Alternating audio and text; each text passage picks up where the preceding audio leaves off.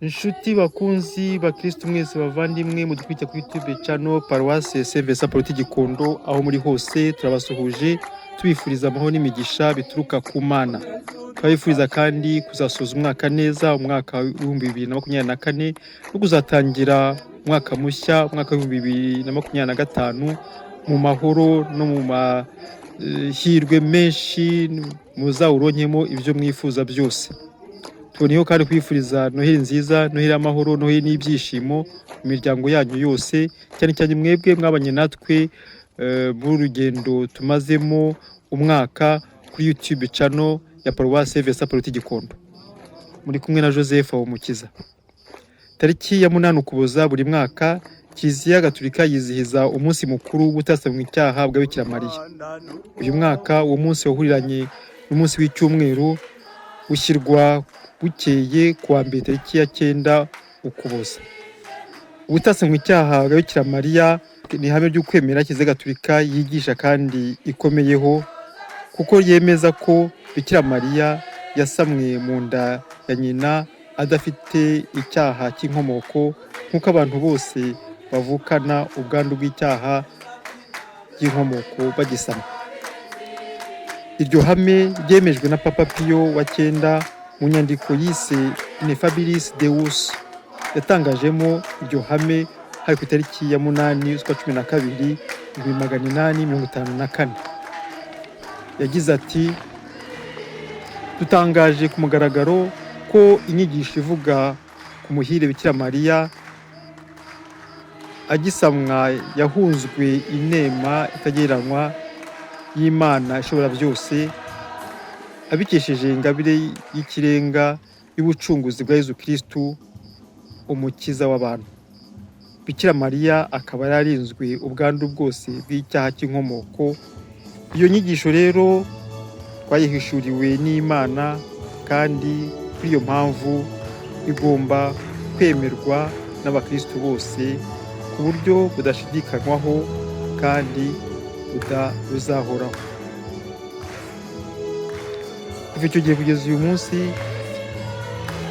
uwo munsi mukuru ukaba wizihizwa muri Kiliziya Gatolika. Paruwasi ya Gikondo ikaba rero yizihije umunsi mukuru ubutasamwe icyaha bwa Bikira Mariya kuri uyu wa mbere tariki ya 9 Ukuboza mu misa ya 12 ku mugoroba. Igitambo cya misa cyabimburiwe n'umutambagiro witabiriwe n'abakristo bose baje muri iyo misa bakikije abapadiri babo, kandi batambagiza ishusho y'umubyeyi Bikira Mariya, ishusho paruwasi yahaweho impano n'umwe mu bakristo babo. Iyo shusho ikaba yibitswe muri chapelle yitiriwe Mutagatifu Gaspard, chapelle nayo ya Paroisse Saint Vincent Paul Gikondo. Igitambo cya misa kikaba cyatuwe na padiri mukuru Padiri Nsabimana Jean Pierre Mihigo, akikijwe n'abapadiri bamwungirije basanzwe bafatanya ubutumwa muri paruwasi, aribo Padiri Uzategeka Isaac na Padiri Twagirimana Emmanuel. Korali yadufashije guhirimba misa no guhimbaza umunsi mukuru ni korali Immaculée Conception isanzwe ikora ubutumwa muri shirika y'Igiswahili, aho iririmba mu Giswahili. Igitambo cya misa rero kigiye kuba kitubere twese impamvu yo kongera natwe kwimika umubyeyi Bikira Mariya mu buzima bwacu.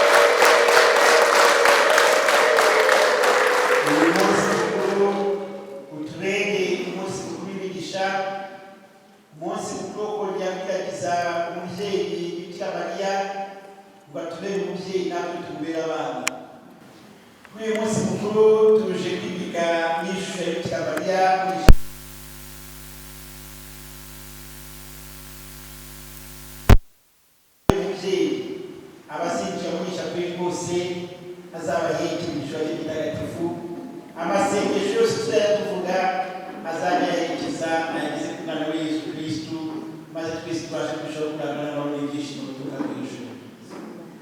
uyu munsi ni umunsi tuzirikanaho icyaha utasaba mu cyaha, wa wundi waje kudufasha kurwanya icyaha n'imizi yacu.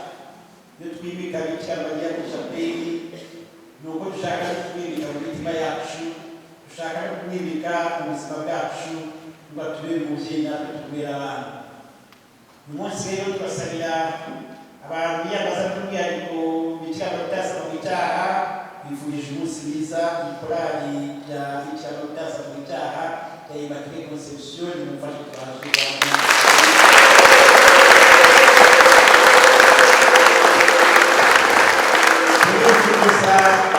n'umunsi mwiza abitwa abayimakurata bose bambaye n'abayimakurata nimufashe tubifurize umunsi mwiza.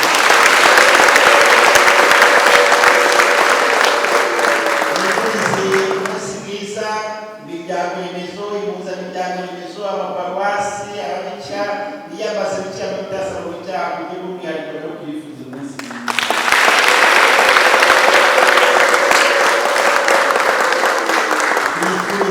n'umunsi mwiza n'umugisha w'Imana n'umugisha w'umubyeyi umukristokazi waduhaye iyi shusho, wageze muri iyi kiliziya akabona ko abuze n'umubyeyi Bikira Mariya, akiyemeza kuduhamo kado, ajya kuyigura, ayigura amafaranga menshi.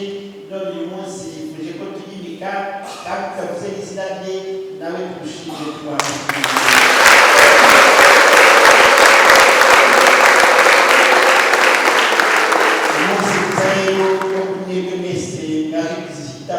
Igitabo cy'igitabo cy'imigisha umubyeyi Bikira Mariya abishimisha urake, maze abasigisha avuga kuri uyu munsi yongere atube buri wese atera agatambi mu butungane n'ubutagatifu.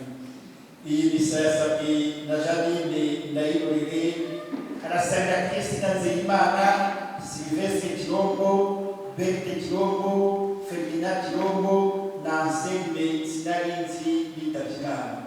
Nemere imbere y'Imana ishobora byose, urashoboye rwose mu byo natekereje, mu byo navuze, mu byo nakoze no mu byo nirengaje gutunganya, ko urashoboye rwose.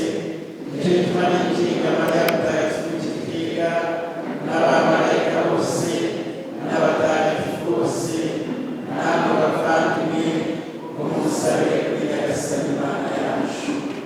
Imana ishobora byose nitubabarire ikiza ibyaha byacu byose, maze izatugeze mu bwiteka.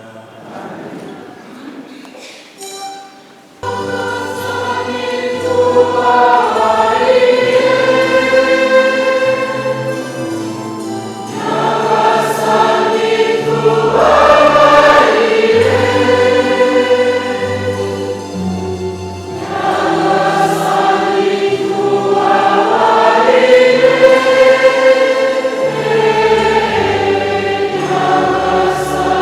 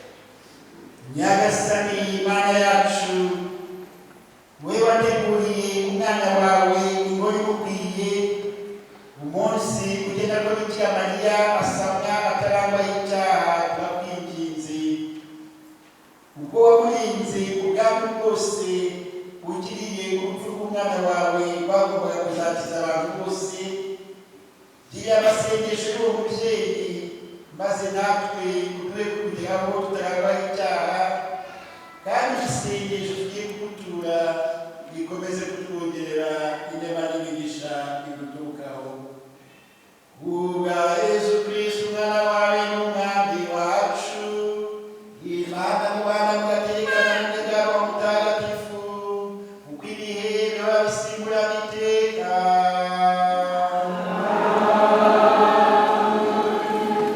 Isomo ryo mu gitabo cy'intangiriro. Umuntu yamaze gusuzugura Imana, Uhoraho Imana aramuhamagara aramubaza ati uri hehe? Undi arasubiza ati numvise ijwi ryawe mu busitani ngira ubwoba kuko nambaye ubusa ndihisha. Uhoraho Imana ati ninde waguhishuriye ko wambaye ubusa? Aho numariye ku giti nari nakubujije kuryaho? Umuntu arasubiza ati umugore wanshyize iruhande niwe wampaye kuri cya giti ndarya. Uhoraho Imana abwira umugore ati wakoze ibiki? Umugore arasubiza ati inzoka yamenze ubwenge ndarya.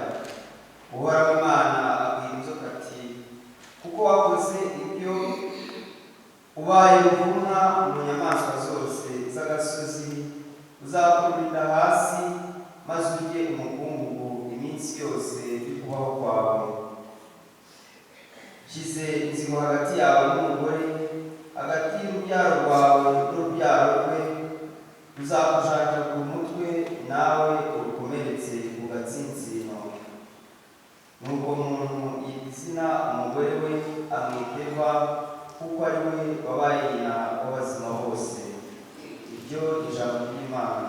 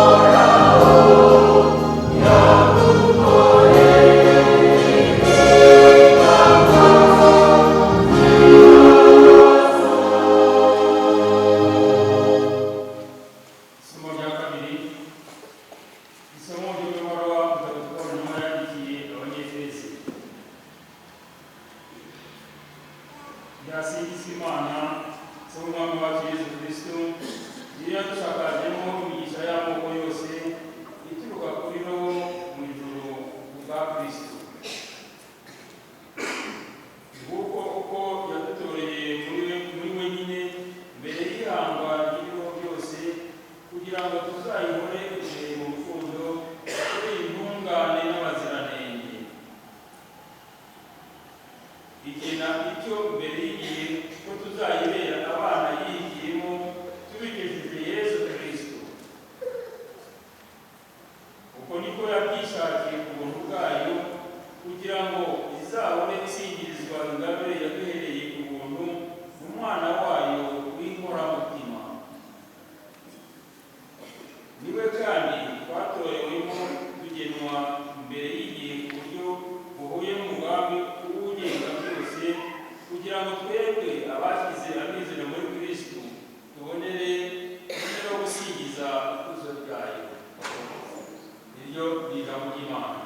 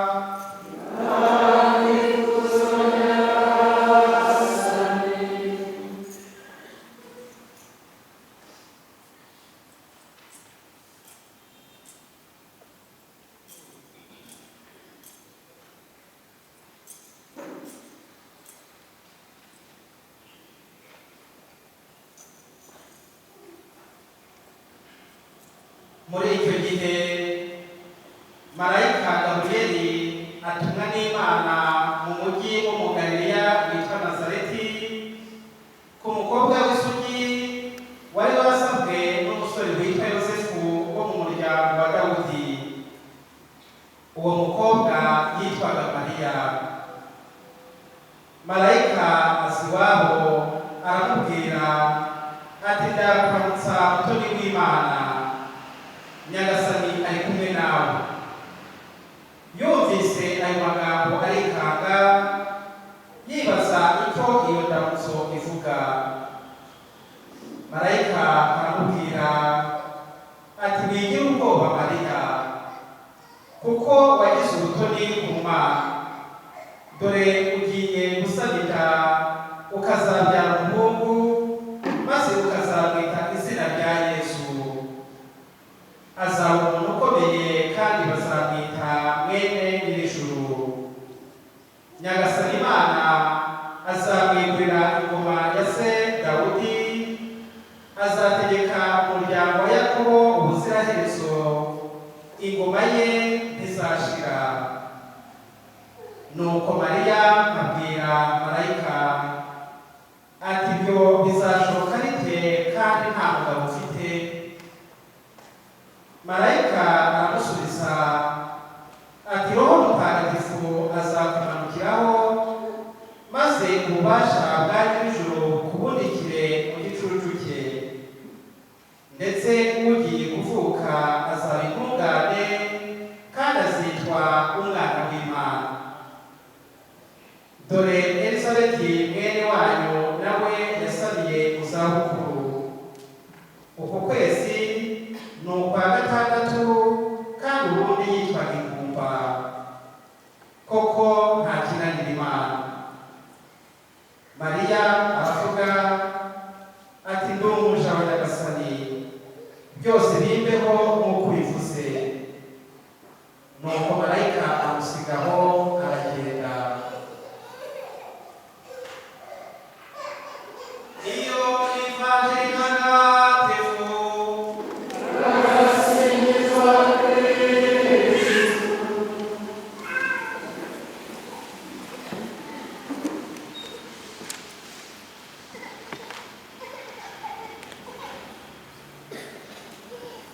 bavandimwe, Kristo Yesu akuzwe. Kristo Yesu akuzwe.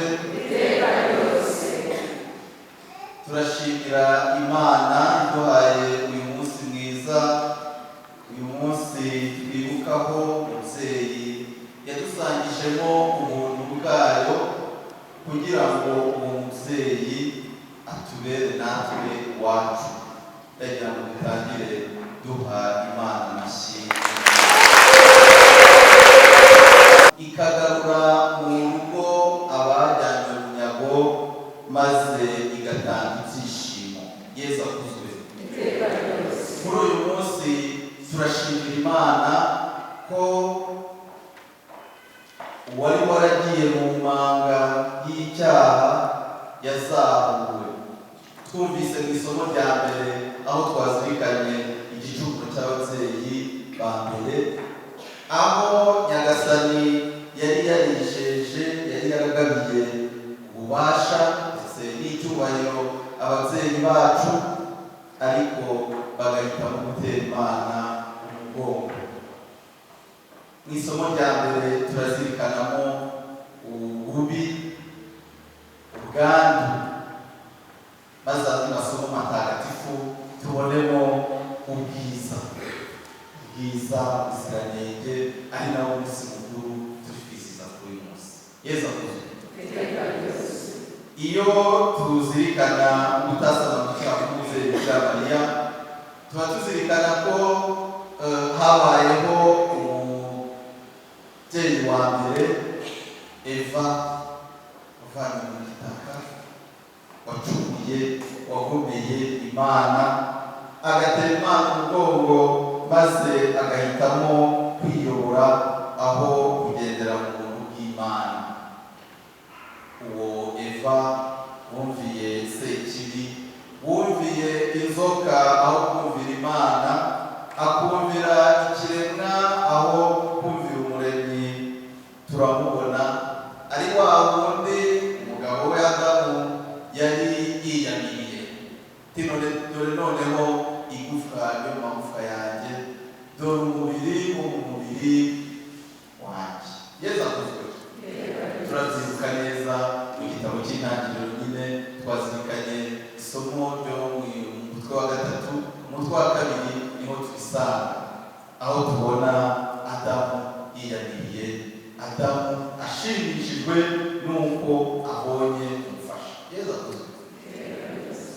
Uburemere bw'icyaha ni uko bukura bwambura umuntu maze akisanga ari ikintu.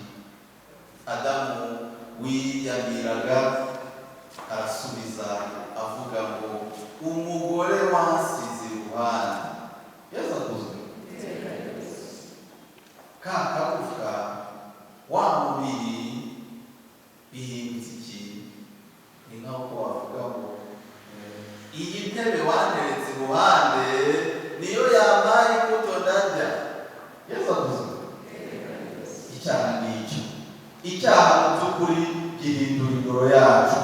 Icyaha gituma tutaba tucyubaha uwo twubahaga. Icyaha gituma twambura umuntu agaciro ke, maze aho kumubonamo umuntu tugatangira tumubona n'ubunyamaswa. Icyaha kituvanamo ubuntu, maze tugasigara nyine nta buntu ufite, uzi uko byita. Yesu akuzwe. Mu isomo rya mbere rero turabona ubwo bubi bw'icyaha. Ubundi bubi bw'icyaha ni uko kitwambura ubusa. Yesu akuzwe. Icyaha kitwambura ubusa. Ababyeyi bacu ba mbere bari bibereye aho mu mahoro. Ababyeyi bacu ba mbere rwose nta n'ikibazo bari bafite, bari barahawe byose, ariko barahawe itegeko bagomba kugenderaho. Noneho bamaze gucumura, icyaha kibambika ubusa, maze batangira gufata umwe avanamo akarenge yigendera, barihisha. Nyamara ijisho ry'Imana ntabwo rihumbya. Hari umuntu wahimbye umuvugo uvuga ngo kuri y'Imana birandeba iyo ndyamye n'iyo mpagaze. Kamera y'Imana ngo no mu gicuku irindeba. Kamera y'Imana ngo niyo nicaye ibidora.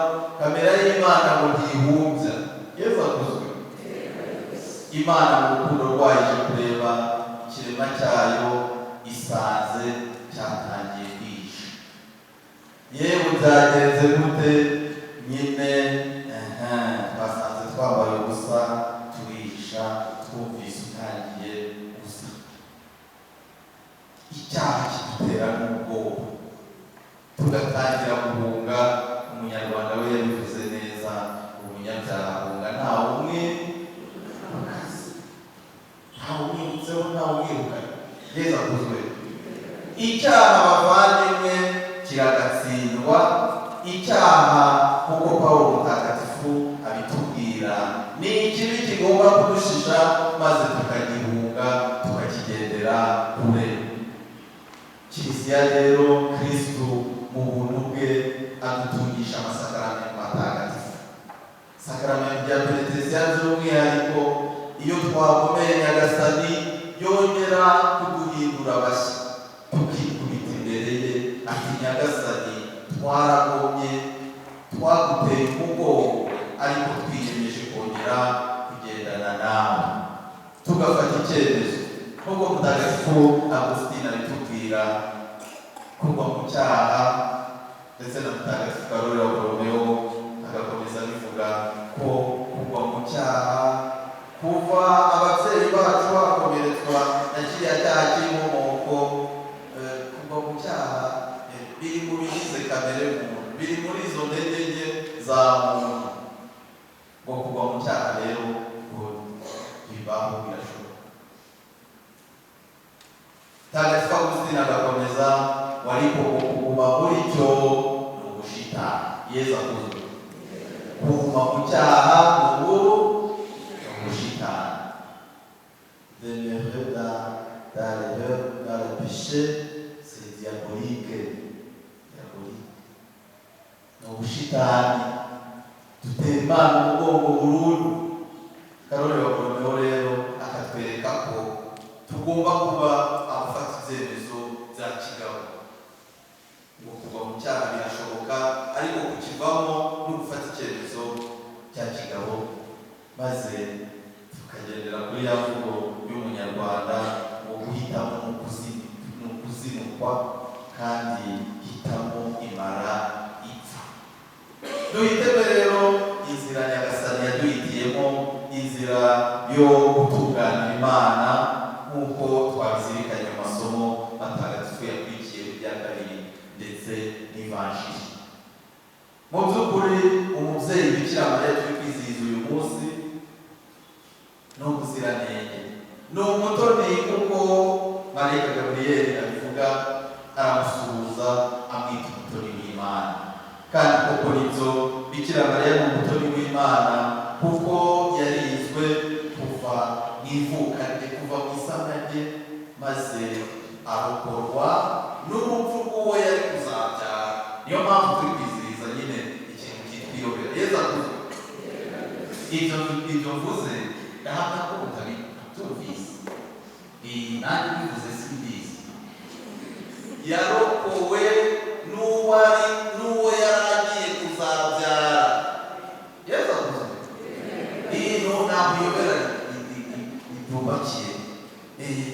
Buriya Bikira Mariya ari ku murongo wacu, turi kumwe mwabo Yesu yacunguye. Mariya we rero yamucunguye kuva mu isama rye, iyo hirya n'ibyo. Yesu akuzwe. Ni uko bimeze kandi biraremereye. Tukaba rero turi kumukuza kuri uyu munsi nk'umuziranenge, umutoni w'Imana. Natwe duhamagariwe kuba abatoni ba Nyagasani. Umuhanuzi Izayi niwe ubivuga neza mu mutwe wa 49:5, aho atwereka avuga urwego rero umutoni w'Imana, kuko mu maso ya Nyagasani ni umutoni. Yesu akuzwe. Natwe rero dusaba Imana kuri uyu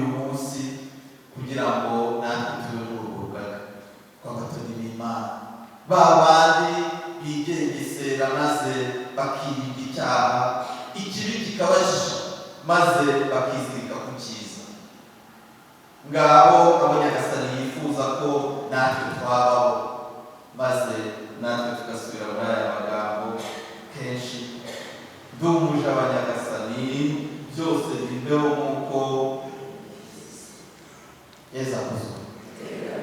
Aha tugahita twibaza, ese Nyagasani iyo atumyeho umuvandimwe, ese Nyagasani iyo ambwiye mu ntekerezo, ese Nyagasani iyo ambwiye mu ijambo rye, aho simbanza gushyiramo imibare akayamvugo ya none ngo iby'ubu byose ni imibare?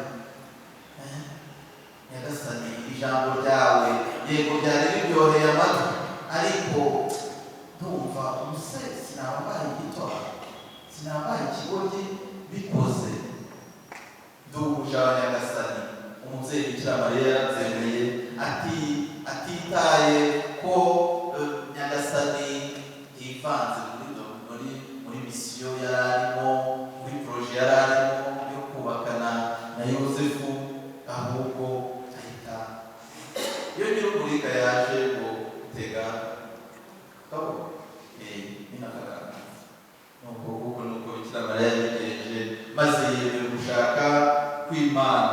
Ndumuje Nyagasani byose bimbeho nk'uko ubivuze.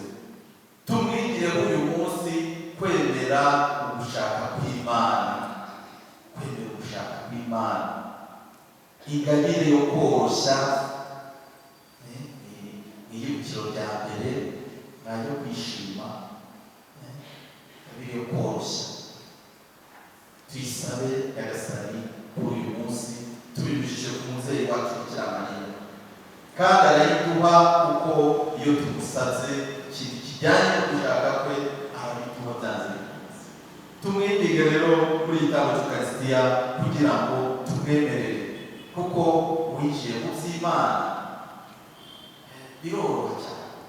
Winjiye mu by'Imana yemera umugambi wayo, winjiye mu by'Imana iramushoboza kandi akabasha kubikora neza. Twibukiranye ko Bikira Mariya yemera uyu mugambi w'Imana. Mu byo yari yemeye hari harimo kuzemera guterwa amabuye, kuko yari asamye nyine nta mugabo baza afite, yagombaga rero guterwa amabuye kubera Imana. Yagombaga gutukwa akajyanirwa inzara kubera Imana. Yagombaga kugirirwa nabi kubera Imana. Yesu akuzwe. Twibaze rero, jewe ni kangahe, ni ibintu bingahe, ni misiyo zingahe nemerera Nyagasani kugira ngo wenda bandebe nabi, bamvuge, banegure kubera Imana. Yesu akuzwe. Utwo tubazo twose tugenda avuga, buri wese nyine agiye mu kirebe z'umutima we atwisubize, sibyo? Atwisubize, si kuvuga twenda n'icuri imwe, inshuro zeru, ntabwo yigeze byemera, tuno mutwe, maze tubonereho gusaba Nyagasani kugira ngo natwe twinjira mu mugambi w'Imana. Ikindi twazirikana abo bavandimwe kuri uyu munsi mukuru ni uko mu kwemera gushaka kw'Imana twemera natwe guha Kristo bagenzi bacu. Yesu akuzwe. Bikira Mariya yaduhaye Yesu, natwe duhamagara gushyira Yesu bagenzi bacu. Ejo hano ni abarayiki, nyuma y'inama muri Vatikani ya kabiri, aho nyine mbere abarayiki batari bafite ijambo kwigisha, ari byemewe abapadiri, abasenyeri n'abandi. Ubu duhamagariwe kandi dutegetswe kogeza inkuru nziza, duhamagariwe gushyira abandi Yesu. Yesu akuzwe. Wasanga hari abahicaye nyine batazi umuryango remezo wabo, batazi impuzo yabo n'aho bibera, tubwire abandi Yesu, tugende tubwire abandi ko Imana yacu ari nziza, ko Imana yacu ikura ku cyavu abari bamenyerewe nyine ntabumiwe. Tugende tubwire abandi inkuru nziza y'ihumure, tugende tubwire abandi gushaka kw'Imana. Twinginge Imana rero muri Temple Eucharistia, kandi tubifate n'icyemezo, tubifate n'icyifuzo cyo tujye twisoma umubyeyi. Hari akaririmbo nkunda yakanyinjiza neza mu rukundo rw'umubyeyi, icyo Imana yakunze wowe wabyanga ute? Icyo Imana yakunze inyange yera de we wakwayanga. Niba Imana yaranyuze kuri Bikira Mariya itugereho, niyo nzira ngufi, natwe rero tugomba kumunyuraho kugira ngo tuzagere kuri Nyagasani. Tumwisunge mu isengesho ry'ishapule, isengesho rya rozari, tuyizirikane, tuyinyungute kuko irimo amabanga akomeye. Muri yo tuzirikana ubuzima bwa Yesu, tukazirikana ubuzima Imana yaduhaye muri Yesu Kristu, natwe tugasaba imbaraga, tugasaba inema kugira ngo dutere intambwe.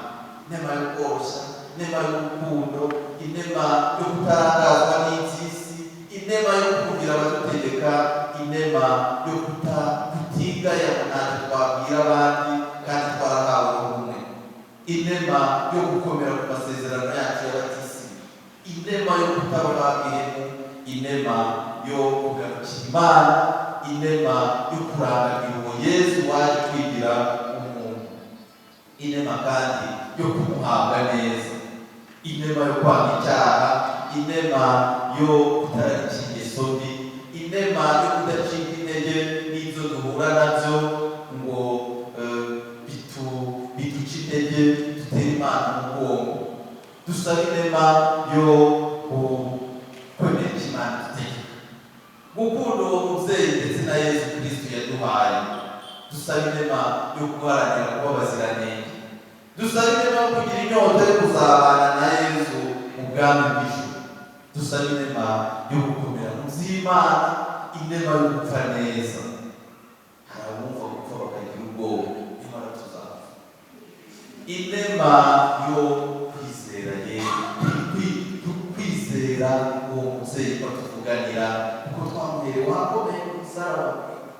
Hariya byari bikaze, hariya byarashobokaga ko yashoboraga kuvuga ngo rero aba bantu ntahemukiye, bishe umuziranenge umwana wandemukiye, byose akabivuga ari kwinogokera, ariko ntabwo bakiriye.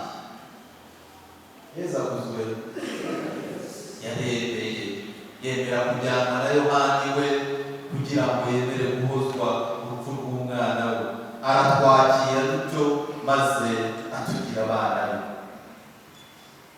Igihe kimwe Petero nyine ngo yari ku muryango na Yesu bari kureba ku mafishe yuzuye, bari ku muryango w'ijuru. Bikira Mariya we yari ari kureba abo bana niba bari kuruga iruhande rw'ijuru, ubwo ngubwo ngo babonye nyine utwana twe turi kumubwira ubwo nyine Bikira Mariya arakugendera akajya ababwira ati munyoroha, amadirishya ngo yari afunguye kuko yafunguye. Ubwo ngubwo waratangiye, uwa kuri uyu wa mbere yaciyemo, uwa kabiri gutyo, mu gihe abandi nyine bari kureba ibyemezo ku muryango, ijuru riruzura, maze ubwo ngubwo nyine Yesu abajije Petero ati abantu banyuze, Petero ati banza n'umukecuru ngo nifuze. Yesu ati nitunyura kuri mama ntabwo tuzabifuza, nitunyura kuri mama tuzagerayo, kuko twaremewe tuzajya kwiga. Ntabwo Imana yaturemeye kumoka cyangwa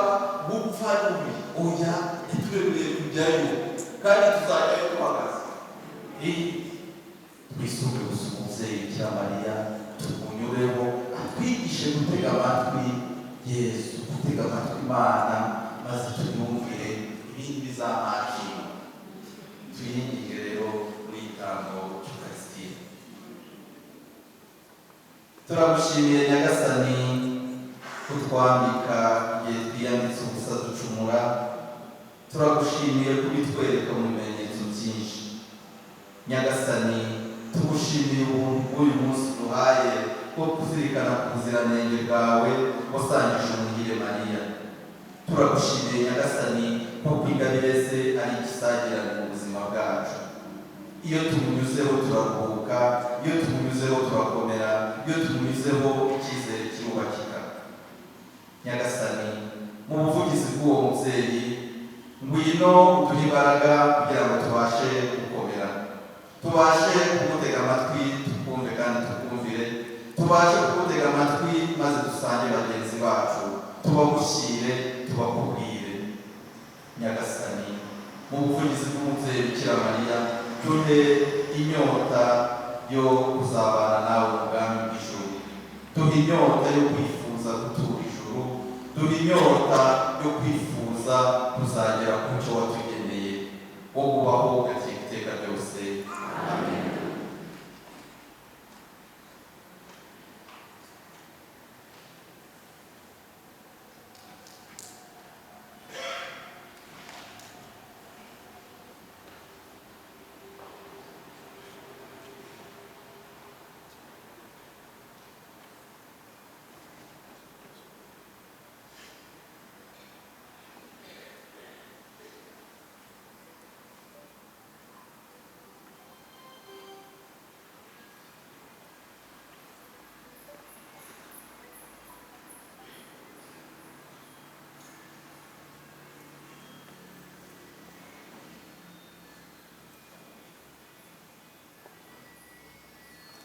Maguti twamaze kwenda kwacu.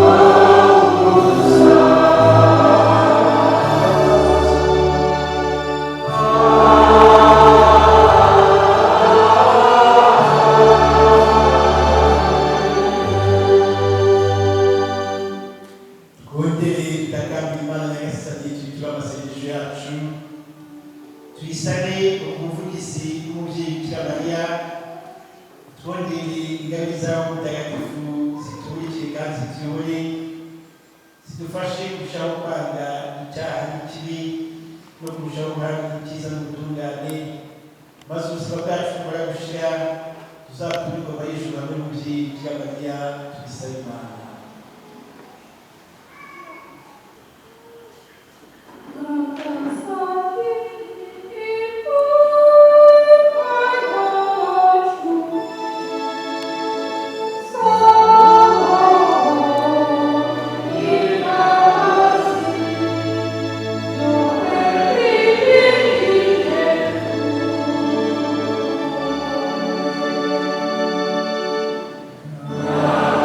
Sa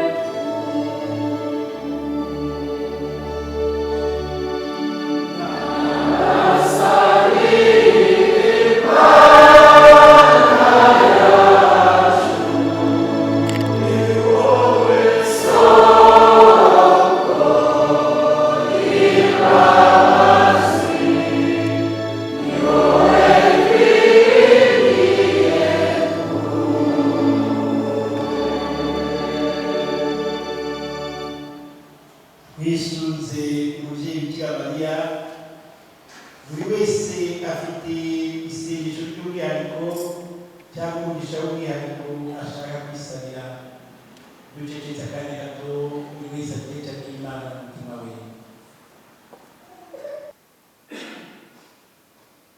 Amasengesho yacu tuyoboze ku mubyeyi Bikira Mariya umubyeyi w'Imana wacu, tumusabe tugerageze ku Mwana wa Yesu Kristo, natwe akomeze kudushyira mu ijambo ry'itagatifu, turusheho kurangwa n'amahoro n'ibyishimo biva mu ijuru. Twise tugira tuti ndakuramutsa Mariya wuzuye Imana n'Imana, wahebuje bose umugisha, Yesu Umwana atarasingizwa. Mariya mutagatifu umubyeyi w'Imana, uraje dusabira twabanyabyaha, urundi igihe tuzapfira. N'icyaha bitasama mu cyaha, uraje dusabira twese abakurikiyeho. N'icyaha bitasama mu cyaha, uraje dusabira twese abakurikiyeho. Mwamikazi w'intumwa, udusabire. Mwamikazi utabara abakristu, udusabire. Mwamikazi w'inama nziza, udusabire. Mwamikazi wa Kibeho, udusabire. Mwamikazi w'amahoro, udusabire. Yosefu mutagatifu, udusabire. Bazina bacu batagatifu, udusabire. Batagatifu n'abatagatifu b'Imana, udusabire. Tubisabye ku bwa Kristu umwami wacu. Amen.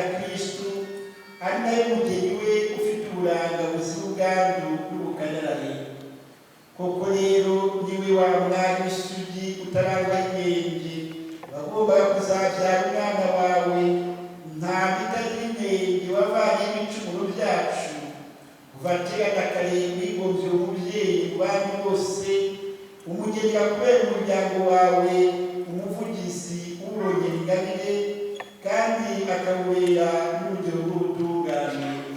Nicyo gitumye twifatanya n'urugaga rw'abamarayika twagusingiza twizihiwe tuvuga ubudahwema tuti: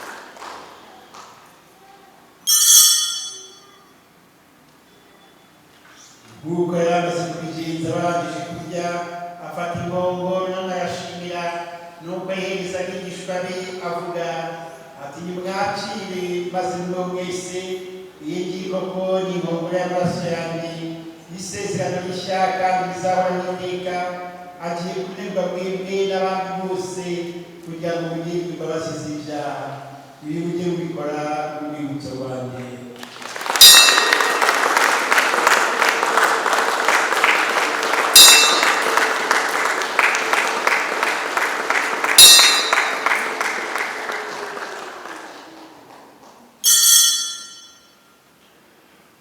Ucunguzi wacu usingizwa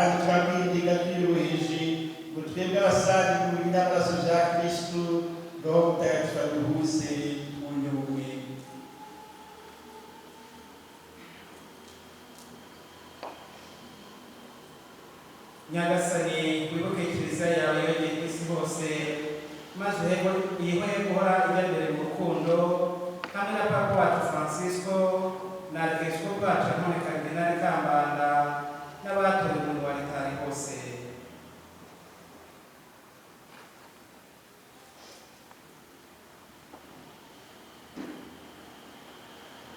Nyagasani wibuke abayoboke bawe Christine Nzeyimana, Sylvestre Kirombo, Berthe Kirombo, Ferdinand Kirombo na Anselme Sinarinzi. Wibuke kandi na Florida wahamagaye ubavana kuri iyi si maze ubwo munsi umwe n'umwana wawe mu rupfu rumeze nk'urwe ubahe no kumwishushanya mu izuka rye. Wibuke kandi n'abavandimwe bacu bapfuye bafite ubwizere bwo kuzazuka hamwe n'abandi bose bapfuye usanzwe ufitiye impuhwe maze ubakirire mu rumuri ruguturukaho. Turakwinginze ngo natwe twese tugirire impuhwe, ugirire impuhwe Yvette Umuhoza gushimira maze tuzashobore kugira umwanya mu bugingo bw'iteka hamwe na Bikira Mariya umubyeyi w'Imana, Yosefu mutagatifu, intumwa zawe ntagatifu n'abandi batagatifu bose bakunyuze ku bihe byagiye bisimburana, nuko hamwe nabo tuzagusingize tukurata bwa Yesu Kristo umwana wawe.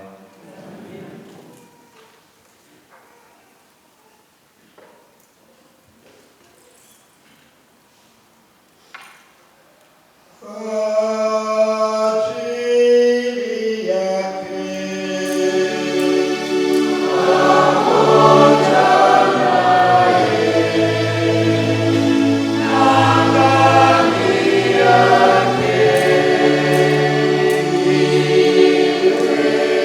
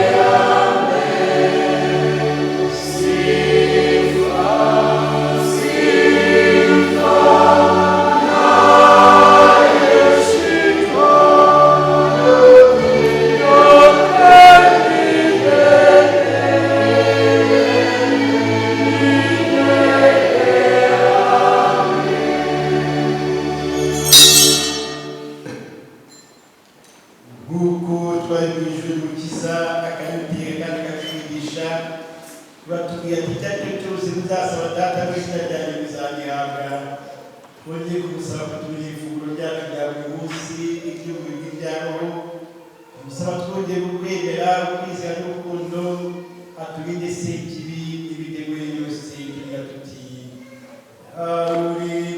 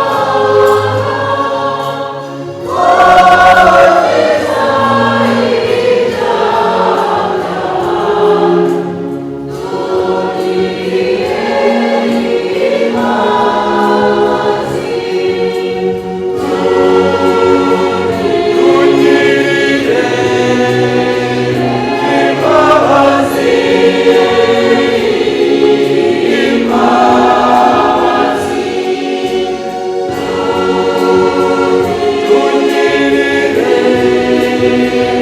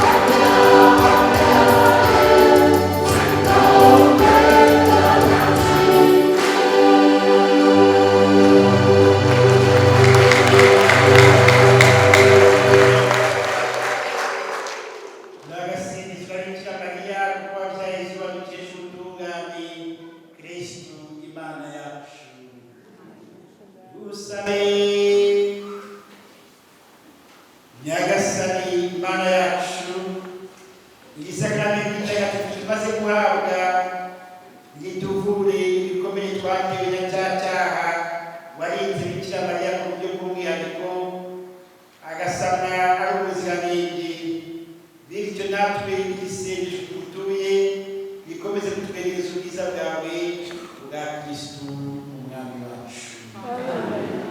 Mufashe tubone Imana ashimwe.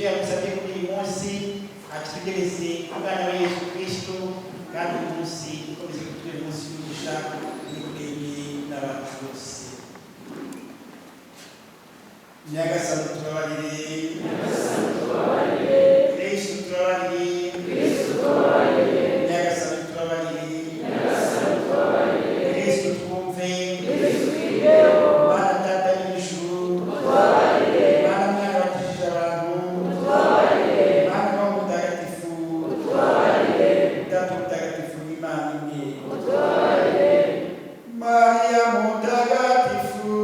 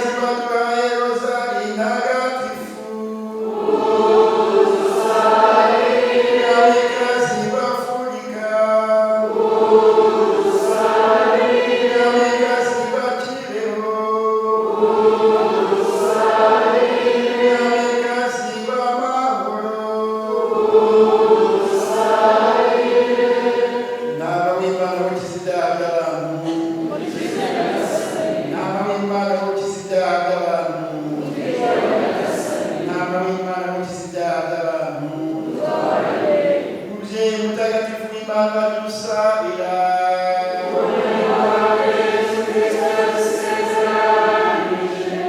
dusabe nyagasani Imana yacu turagusaba turabawe uduhe guhana ubuzima bw'umutima n'ubw'umubiri maze kubw'amasengesho y'amajya mutagatifu muri iki giteka tubone gutya agahinda